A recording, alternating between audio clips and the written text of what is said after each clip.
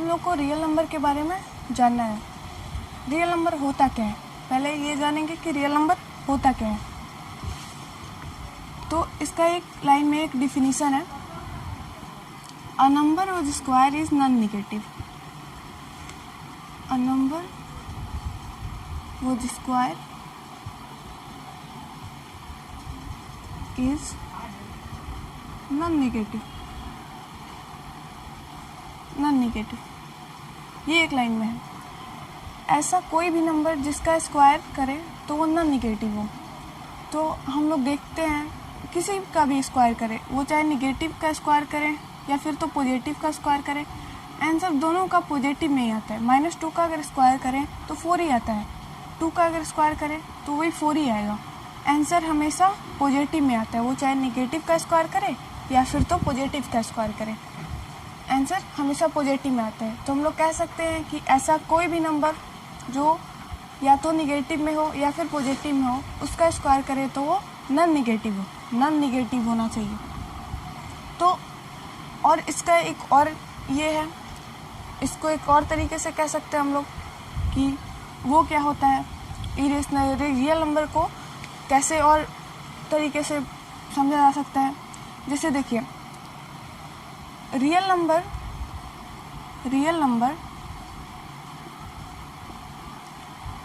is collection of all rational और irrational number. जो real number होता है वो रेशनल नंबर और इरेशनल नंबर का कलेक्शन होता है। तो अब पहले रियल नंबर जान लिए, ऐसा नंबर जिसका स्क्वायर नॉन नेगेटिव हो। दूसरे तरीके से हम जानेंगे कि रियल नंबर किसे कह सकते हैं।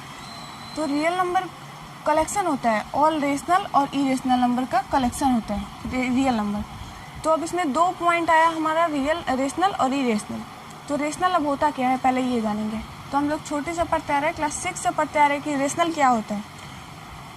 ऐसा फ्रैक्शन जो p/q के फॉर्म में हो, p/q के फॉर्म में हो, p और q इंटीजर हो और q not is equals to 0 हो। ये हो गया हमारा रेशनल नंबर। ठीक है, ये हमारा रेशनल नंबर हो गया। अब देखिए, ये रेशनल नंबर हो गया, यहाँ पे लिख देते हैं those fraction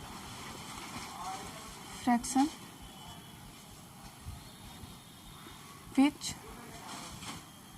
are in the form of p/q। p/q के फॉर्म में होना चाहिए। p and q are integer, p और q इंटीजर होना चाहिए। अब हम लोग इंटीजर क्या है वो बात करते हैं। तो इंटीजर होता क्या है, हम लोग जानते हैं इंटीजर क्या होता है। All positive and negative number, जितने पॉजिटिव और निगेटिव नंबर होते हैं इंक्लूडिंग 0 को लेके उन्हीं को इंटीजर्स कहते हैं। तो यहाँ पे देखिए p और q इंटीजर होना चाहिए and q not is equals to 0 होना चाहिए। q ये जो नीचे वाला है ये कभी 0 नहीं होना चाहिए। जैसे हम लोग एग्जांपल देख ले इसका, 0/2 ये हो सकता है रियल रेशनल नंबर। क्यों? क्योंकि पहले तो कंडीशन देखेंगे, इसका q 0 नहीं है, 2 है q, तो ये रेशनल नंबर होगा। अब यहाँ पे देख लीजिए, 0 और 2 दोनों इंटीजर हैं, 0 और 2 दोनों इंटीजर है, इसीलिए 0/2 इज रेशनल। ठीक है,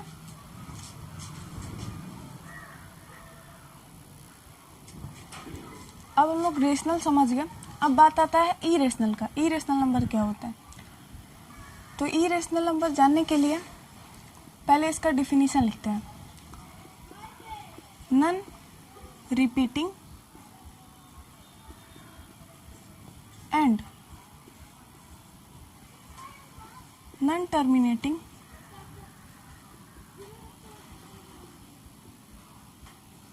decimal called irrational number। irrational number. ठीक है, हम लोग यहाँ पे देख रहे हैं इसमें एक तो रिपीटिंग आ रहा है और टर्मिनेटिंग आ रहा है। तो पहले हम लोग इन दोनों के बारे में जान लें, तब हमारा real number clear, irrational number clear होगा। इरेशनल नंबर, यह है इरेशनल नंबर, इरेशनल नंबर। ठीक है, तो ऐसा डेसिमल जो नॉन रिपीटिंग हो और नॉन टर्मिनेटिंग हो वो होता है इरेशनल नंबर। अब नॉन टर्मिनेटिंग और रिपीटिंग क्या होता है, तो टर्मिनेटिंग क्या होता है पहले ये जान लें। तो टर्मिनेटिंग वो होता है जिसका एक एग्जैक्ट पॉइंट पे अंत हो। जैसे हम लोग 1/8 करते हैं, 8 में अगर 1 से हम लोग डिवाइड करें तो देखते हैं डिवाइड करके, 8 में अगर 1 से हम लोग डिवाइड करें तो एक तो 0.1 2 5, हम लोग देखें कि यहाँ पे एग्जैक्ट पॉइंट पे अंत हो गया इसका, मतलब यहाँ पे 0 0 आ गया, यहाँ पे एग्जैक्ट पॉइंट पे अंत हो गया, तो ये होता है terminating decimal, terminating decimal,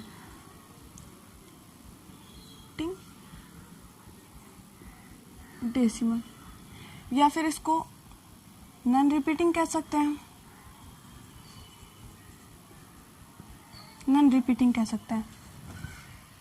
terminating का बात हो गया यहाँ पे, अब आता है रिपीटिंग का। तो रिपीटिंग देख ले हम लोग कैसे, जैसे हम लोग 1 में 3 से डिवाइड करते हैं, तो 3 में जब 1 से डिवाइड करते हैं तो 0.33 आता है कुछ, यहाँ पे 1 बच गया, फिर 9, फिर 1, फिर 1, ऐसे 3 3 3 3 3 बढ़ता जाएगा, इसका कोई अंत नहीं है। तो यही होता है रिपीटिंग डेसिमल, रिपीटिंग डेसिमल। ठीक है, ये होता है रिपीटिंग और ये होता है टर्मिनेटिंग। तो हम लोग अब दोनों जान गए। अब इरेशनल नंबर के बारे में हम लोग आसानी से कह सकते हैं कि वैसा नंबर जो ना ही तो रिपीटिंग हो और ना ही टर्मिनेटिंग हो, ना ही ये होना चाहिए ना ही ऐसा होना चाहिए, वो होता है इरेशनल नंबर।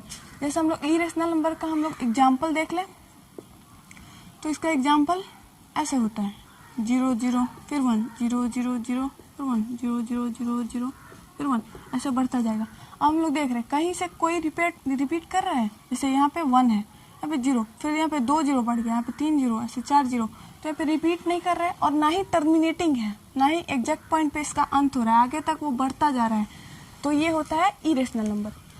अब हम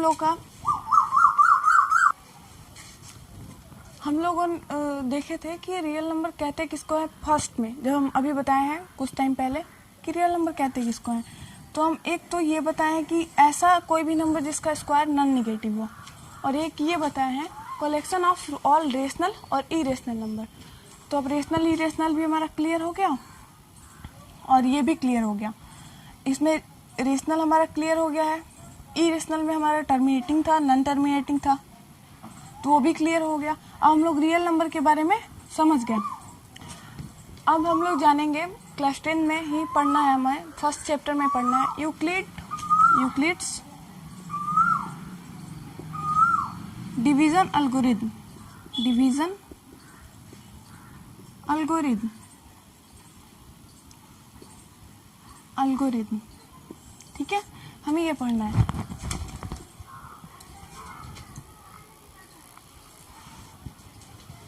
हमें ये जानना है इसके बारे में। तो ये एक टेक्निक होता है, यूक्लिड डिवीजन एल्गोरिथम एक टेक्निक होता है एचसीएफ को निकालने के लिए। हम लोग एचसीएफ निकालने में इसका यूज़ करते हैं। It is a technique to compute HCF निकालने के लिए इसका यूज़ होता है। तो अब हम लोग इसके बारे में देखेंगे। कोई भी दो पॉजिटिव इंटीजर ले लें, मानते हैं कि A and B are two positive integer. ठीक है, मान लिए हम लोग ये दो पॉजिटिव इंटीजर होता है, ए और बी पॉजिटिव इंटीजर है। वेयर मानते हैं कि ए बी से बड़ा होगा। ठीक है, ये मान लिया हम लोग ए बी से बड़ा होगा। ठीक है, तो ए बी से बड़ा है, तो जो बड़ा होता है उसी में छोटे वाले से डिवाइड करते हैं। अब देखिए हम लोग क्या करेंगे, on dividing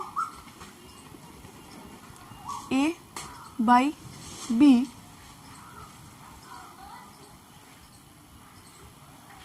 on dividing A by B, we get Q as a quotient and R as a remainder. मानते हैं हम लोग A और B कोई दो पॉजिटिव इंटीजर है। मान लिया हम लोग A और B कोई दो पॉजिटिव इंटीजर है। A जो है B से बड़ा है, तो जो भी छोटा होता है उसी को डिवाइड करते हैं, उसी से डिवाइड करते हैं बड़े वाले में। तो on dividing A by B, ये B है, A by B we get Q as a quotient and R as a remainder. हम लोग Q कोसेंट पाते हैं और R रिमाइंडर पाते हैं। तो इसका कुछ ऐसा हो जाएगा, A is equals to B Q plus R where 0 is less than R is less than B। यही होता है यूक्लिड डिवीजन एल्गोरिथम। इसी का यूज़ करके, इसी स्टेप का यूज़ करके हम लोग HCF निकालते हैं। अब हम लोग देखेंगे कि अगर R 0 हो जाए हमारा, if R is equal to 0, then HCF क्या हो जाएगा, B हो जाएगा। अब हम बताते हैं कैसे B हो जाएगा। अगर 0 ये हो जाता है तो कैसे B हो जाएगा। तो हमारा R तो रिमाइंडर है, तो अगर R रिमाइंडर आ जाएगा तो B HCF हो जाएगा। क्यों? क्योंकि अगर हम मानिए यहाँ पे 2 से 4 में डिवाइड करते हैं, 2 हो गया, 4 हो गया, 0 आ गया, मतलब यहाँ पे रिमाइंडर तो 0 हो गया।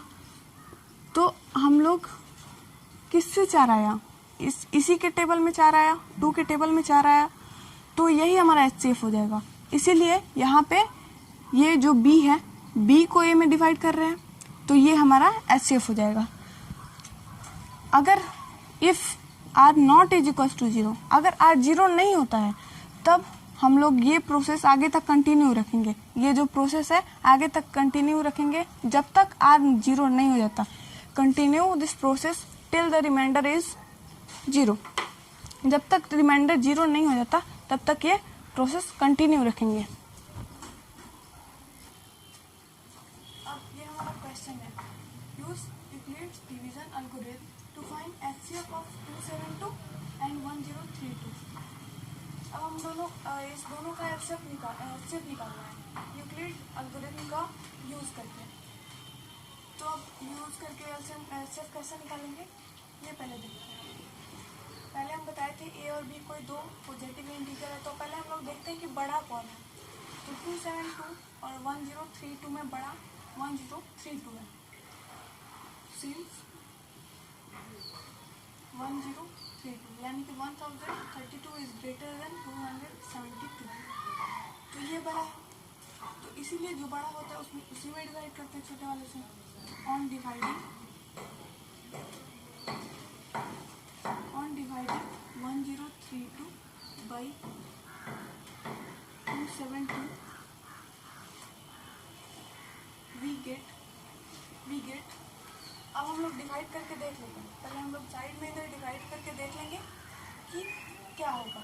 तो यहाँ पे साइड में डिवाइड करके हम लोग देख लेते हैं। 272 में 1032 से डिवाइड करते हैं,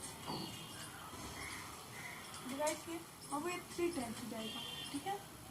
तो होगा 6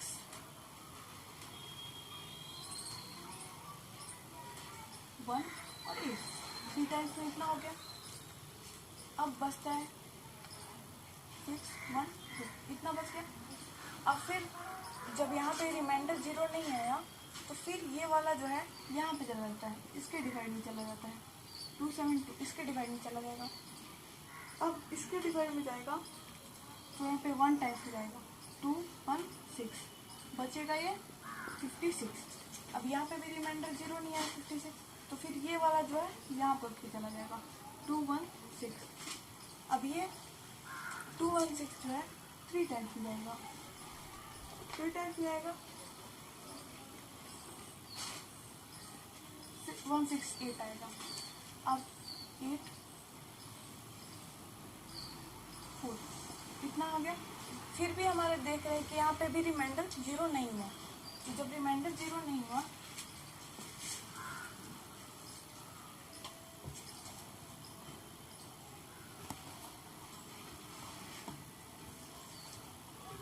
यहाँ पे हम इससे डिवाइड किए जब, तो यहाँ पे इतना है रिमाइंडर 0 नहीं हुआ, तो ये जो है यहाँ पे उठ के चला गया। अब इससे एक बार हम डिवाइड किए तो इतना है, यहाँ पे भी रिमाइंडर 0 नहीं हुआ। फिर ये वाला जो है यहाँ पे उठ के आ गया, तो फिर इसमें भी डिवाइड किए तो रिमाइंडर 0 नहीं हुआ। अब हम लोग फिर ये प्रोसेस आगे तक बढ़ाएंगे। यहाँ ये वाला यहाँ पे लाएंगे 56, 1 टाइम्स में 48, ठीक है। ये बच गया 6, 8 लग गया। अब यहाँ पे भी रिमाइंडर 0 नहीं आया, तो फिर ये उठ के 48 यहाँ पे जाएगा, 6 टाइम्स में 48, ठीक है। अब हम लोग देखें यहाँ पे रिमाइंडर 0 आ गया है, तो हम यहाँ पे रोक देंगे डिवाइड। अब यहाँ पे लिखना स्टार्ट करेंगे। अब लिखना स्टार्ट करेंगे। जब हम लोग 1032 को 272 में डिवाइड किए तो हम लोग पाते हैं 3 as a quotient and 216 as a remainder, 216 as a remainder, ठीक है। तो हम लोग क्या देखें, रिमाइंडर तो 0 नहीं आया, since 216 not is equal to 0, इसीलिए हम लोग फिर 272 को डिवाइड करेंगे 216 में, और dividing 272 by 216 we get 1 as a quotient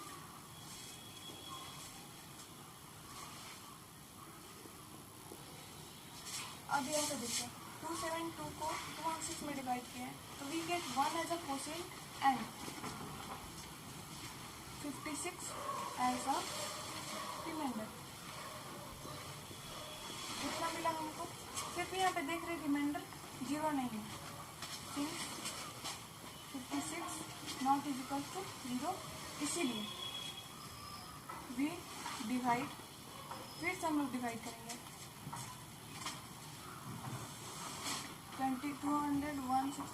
216 by 56, we get 3 as a quotient,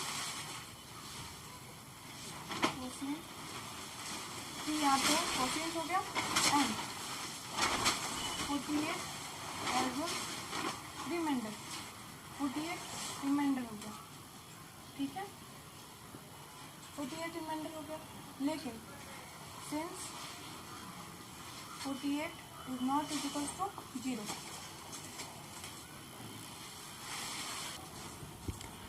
क्या किए हैं, ये हो गया डिवाइड, तो कोशिएंट कितना हम लोग को मिला 3, तो 3 लिख दिए हैं। रिमाइंडर हम लोग को 216 मिला, तो रिमाइंडर हो गया। अब हम लोग देख रहे हैं कि रिमाइंडर 0 नहीं है, तो हम लोग लिख दिए कि रिमाइंडर 0 नहीं है। तो हम बताए थे कि जब तक रिमाइंडर 0 नहीं होता तब तक ये प्रोसेस कंटिन्यू रखेंगे। फिर हम लोग ये प्रोसेस कंटिन्यू करेंगे, तो ऑन डिवाइडिंग 272 बाई 216, इससे इसमें डिवाइड किए तो हम लोग पाए क्या, 1 as a quotient and 56 as a remainder. फिर भी हम लोग यहाँ पे देख रहे हैं 56 is not is equal to 0, मतलब रिमाइंडर 0 नहीं है।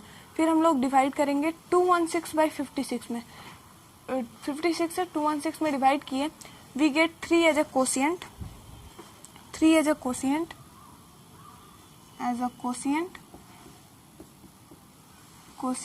and 48 as a remainder, ठीक है।